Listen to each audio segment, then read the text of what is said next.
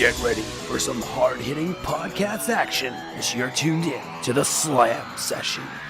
What's up, everyone, and welcome to Session 5 of the Slam Sessions, right here on the Slam Sessions Podcast Network. I'm Albert Albanese, and as always, you want to follow anything to do with the Slam Sessions and the Slam Sessions Podcast Network, give us a follow on Twitter, at the Slam Sessions. Now, we're going to start off today with talking about a couple of the big things that are going on in the WWE. And we're going to get into, a little bit of what happened on Monday Night Raw, a little bit of what's going on with WrestleMania, a couple of, things when it comes to injury news, and, see where it goes. We're going to start off now with the Seth Rollins and Triple H match. News recently broke that it looks like Rollins isn't as hurt as he was before, and it looks like that Seth is actually might be medically cleared to have the match at WrestleMania with Triple H. This is a really good sign for the WWE. Having Rollins out for this year's WrestleMania kind of, really loses a lot when it comes to that feud, because him and Triple H have been really going at it for months. And this is one of those feuds that the WWE has actually drawn out for a little while and is giving their fans a payoff at WrestleMania, because Rollins and Triple H have kind of been at each other's throats ever since Triple H put the title on Kevin Owens. If Rollins is ready to go, this is great news, because Seth and Triple H are going to put on a great match, the Battle of the Pedigree. It's going to be really fun to watch, and it's something that I've actually really been interested in because they've built the story really well. Triple H dropping Rollins, and the promo that Triple H cut last week before we got the debut of Samoa Joe was, once again, just one of those Triple H promos that, only Triple H can cut.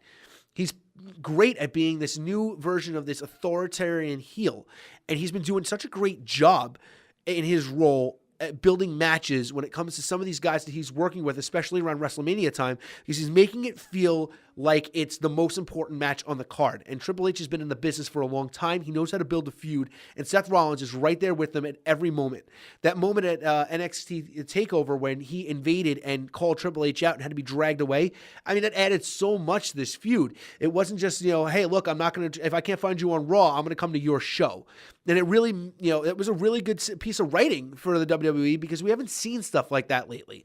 I think Seth is doing a really good job in being a babyface, something that I've always wanted to see, because I think Seth's wrestling style lends itself to a babyface, being a babyface character. He's very high flying, he's very aerodynamic, he's very sudden, he's very impactful, and it really, translates really well into being a good guy. Not to say that Seth hasn't been doing a great job as a heel over the past few years, but I think this really is going to lend itself to being a different side of Seth Rollins and make the, the body of work of Seth Rollins as a whole for years to come so much better, giving him a run as, as a babyface, and really one of the top babyfaces on the brand. And you want to talk about, injuries. Some of the rumors that have been floating around is that, Finn Balor was going to be good enough to come back at WrestleMania to have a match. But here's the question. Where does Balor fit into the card now? We're going to go into a little bit of what it's going to, what looks like it's going on with the Universal title right now. But who does Balor face if he returns for WrestleMania? The idea is, it could be Kevin Owens, Chris Jericho, maybe somebody like Sami Zayn, who doesn't really look like he's got like a place to go right now when it comes to the WrestleMania card. Maybe they'll do a big match for the U.S. title, a multiple man match for the U.S. title that would involve somebody like Sami. But, for me, and, I think that the best thing they can do is go back to the idea where Raw and SmackDown are in competition. They're trying to one-up each other. So AJ Styles, instead of facing Shane McMahon, which seems to be, the theory that's being thrown around, let's scrap that and put AJ Styles from SmackDown, Finn Balor from Raw, battle for brand supremacy, one-on-one, WrestleMania. That match steals the show. This is going to be one of those situations where you can see two of the best wrestlers in the world go at it one-on-one, and it's something that appeases every piece of the crowd. Now, we all know that I'm not, one of those indie wrestling mark fans. I'm a WWE fan. I've been a WWE fan my entire life. I understand what it means on the business aspect of the WWE to have certain people in certain places, and for them to try to, I don't like to use the word force or shove down your throat, but, these are, guys they tend to try to put a little bit more work into, like a Roman Reigns, because he looks like the kind of guy that can carry the company on his shoulders. He's got the right look. But that doesn't take away the fact that I know a good match when I see it. And the idea of getting a Finn Balor at 100% versus AJ Styles, who is just coming off of one of the greatest matches I've seen, almost ever against John Cena.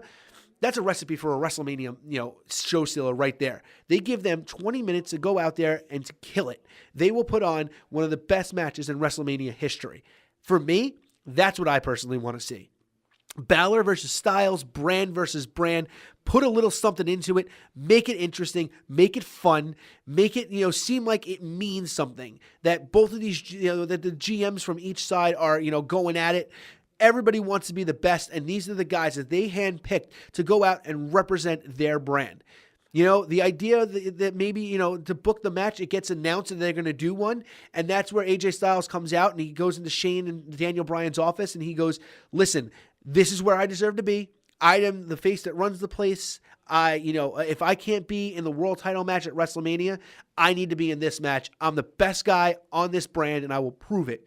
And, Raw can sit there and, maybe Steph wants to go like the route of maybe like a Braun Strowman or, another, bigger kind of a guy, maybe the idea of like a Big Show or something like that. Hey, we want to win. Let's put, our biggest guy in there. And Mick Foley says, instead of putting the biggest guy in there, let's put the best guy in there. And they both agree on Finn Balor.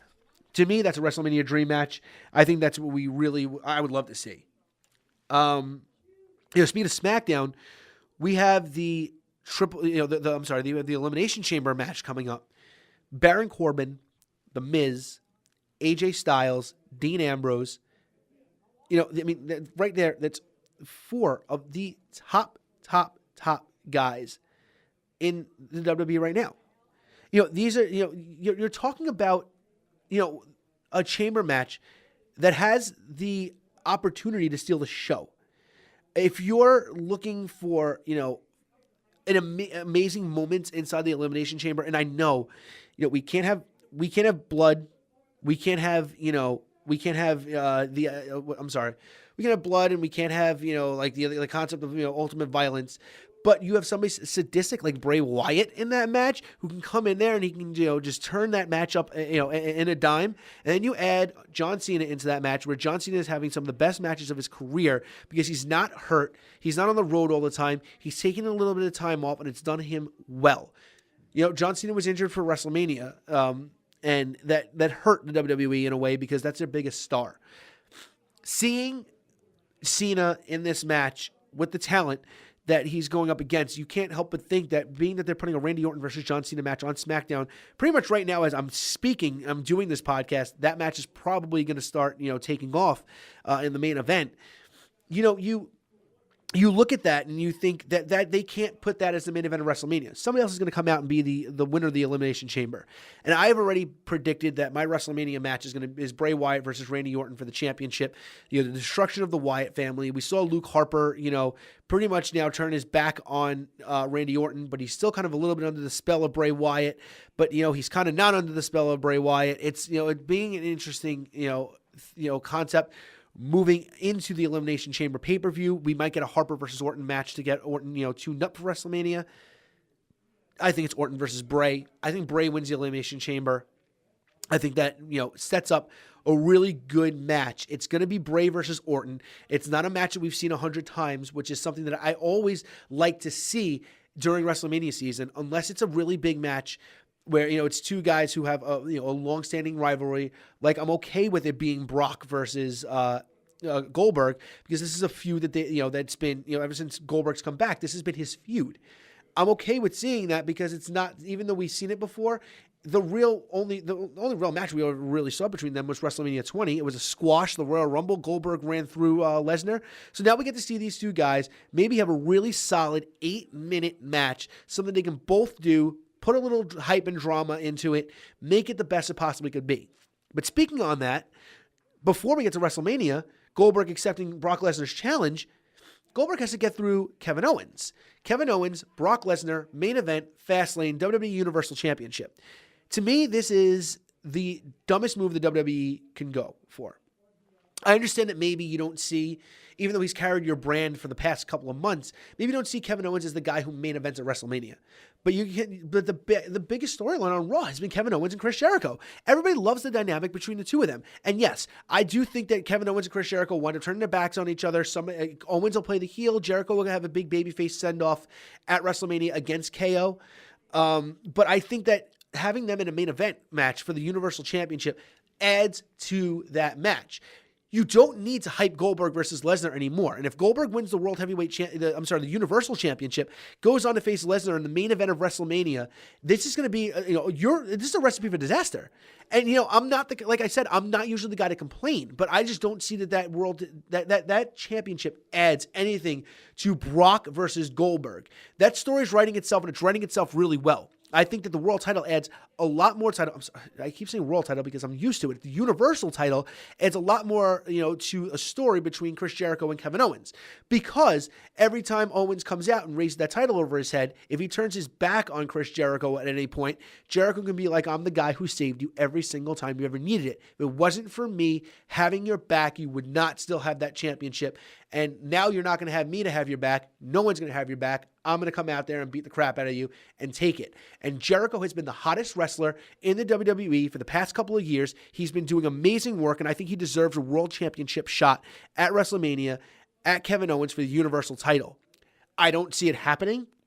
It looks like they're going to go the route of having Goldberg get his world title run in, as a thank you, I guess, for maybe coming back. And it's a cool moment, but, and I like the idea when there's two championships that maybe some guy like that can hold it for a little bit. I hated the idea that Lesnar held the title for such a long time when there wasn't another world championship, around to balance it out, to have like a guy who's like the working champion, and, you have Brock who's the special attraction champion. I just don't like the idea that Goldberg is going to be leading up to WrestleMania coming out with the Universal Championship. I think that belongs to Kevin Owens. That spot belongs to Kevin Owens and Chris Jericho. And I also don't like the fact of that whatever way that match ends up, that means we're either going to get more Goldberg, which means that Goldberg's not going to wrestle on Raw. He's not going to, you know what I mean? Like, Lesnar doesn't wrestle on Raw. So one of those two guys is going to hold that championship and eventually is going to have to drop it, and they're part-time guys. And I don't like the idea that you don't see your heavyweight champion come out on Raw and get to have a match at least once a month. At the very least, once he can do a promo on the first Raw after he comes back after a pay-per-view. He can wrestle in a tag match or in a singles match against somebody, have a good match with somebody, then do a contract signing, and then you go into the pay-per-view that week. So, so maybe your champion only wrestles one match, but to not have them wrestle at all, to come out and just cut promos, to run people over, throw a couple of punches, a couple of spears, or a couple of suplexes just to get the crowd popped, doesn't work for me. I'm not a fan of it. I don't want to see Owens lose the championship to Goldberg, but I'm afraid that that's what we're going to wind up getting. And, oh, God, I just can't imagine the meltdown that's going to happen with a lot of these, these fans, that the ones that I tend to talk about a lot. It's going to be hardcore backlash against the WWE, but they think that this is the right move to go with. So, hey, maybe I'm wrong, and maybe it'll wind up working out well. The last thing we need to talk about here, and it's something that I tend to bring up every week, and that's Roman Reigns. I'm not going to go off on a screaming tangent like I did last week about Roman Reigns because I don't think that we need to anymore. I think the WWE is doing the right thing. Book him against Strowman. I think Reigns should get the win over Strowman. I think Strowman gets his first loss over Roman Reigns, but I think Reigns needs to snap. Kind of like he did it in the Royal Rumble, where he picked up Jericho and, snapped on him a little bit. Ragdolled him, beat the crap out of him, Superman punched him off the top rope to the floor. This is the Roman Reigns we want to see, the badass version of Roman Reigns, the guy who comes out here and runs through people. I think that his promo versus Samoa Joe is one of the best promos he cut ever on Raw this past week. That match he had with Samoa Joe was great. Two guys beating the crap out of each other. And I think Samoa Joe is another guy who deserves a really big WrestleMania match this year because his career has earned it. But you talk about Roman Reigns and you talk about putting him up against The Undertaker, there's only one way this is going to work. Roman Reigns has to turn heel. I have not been a big proponent on turning Roman Reigns heel because I feel it's giving all these, these smart wrestling fans, who think they know better than everybody else what they want. But if you want to put him against The Undertaker, you have to understand that even if Reigns was really well liked, even if Reigns was on the level of a guy like Sami Zayn is a good example, a babyface who the crowd is, gets behind and, really has a lot of support. Dean Ambrose is another good example of a main eventer who, is a babyface and the crowd really always seems to get behind and support. Then, yeah, okay, I get the understanding that, if you put him up against The Undertaker, you're thinking maybe 50-50, chance.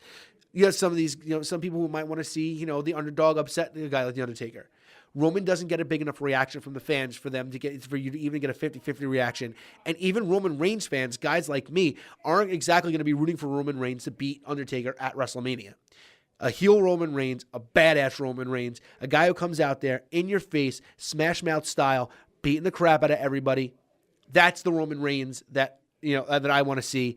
I think he'd be great as a heel in this feud against The Undertaker. You could turn him back into a babyface a month afterwards. He settles back down, says, I just wanted to see if I can prove myself. And then a heel comes out and interrupts him. All of a sudden, Reigns is back being a babyface. It's not hard to book him back the other way. We saw Shawn Michaels do it when he went one-on-one with Hulk Hogan at SummerSlam a bunch of years ago. That's a big, Shawn became a babyface like the next night. Didn't need to, much of a transition. So that's pretty much, basically the show for today. Big news that was just announced on Raw: the Rock and Roll Express going to be inducted into the Hall of Fame. One of the best tag teams in the history of wrestling that was never really big in the WWE, and I like that WWE is involving them in the WWE Hall of Fame because the Rock and Roll Express were just one of those. These guys were a tag team that were main eventing shows, and that's a rare thing. You don't see that anymore. You don't see tag teams so over that they're what everybody wants to see. But in the Mid-South territories, that's where the Rock and Roll Express were the top, some of the top guys. The only other guys that really, on a tag team level that reached that sort of success was the Legion of Doom. There's the idea of something called the Road Warrior pop, because people would shout so loud seeing the Road Warriors come out. They were our main eventers as a tag team.